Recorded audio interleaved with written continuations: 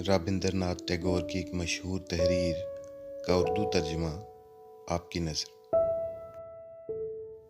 ए औरत, तू सिर्फ खुदा की ही सनत नहीं बल्कि इंसानों की भी है।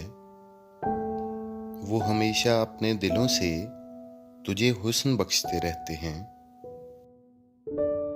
शायर तख़य्युल ज़री के तारों से तेरे लिए नकाब बुनते रहते हैं। मुसव्विर हमेशा तेरे पैकर को बकाए ताज़ा देते रहते हैं।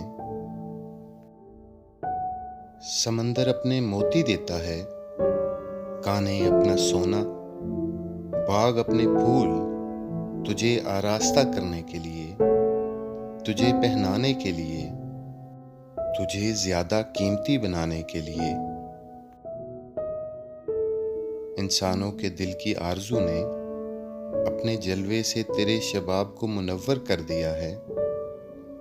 तू निस्फ औरत है और निस्फ ख्वाब। ओ हुस्न मुजस्सम, तू पैकरे संगी की शक्ल में जिंदगी के हुजूम व शोर के दरमियान खामोश व साकिन, तन्हा व जुदा खड़ी है। वक्ते अजीम तेरे कदमों में मबहूत बना बैठा है और कह रहा है,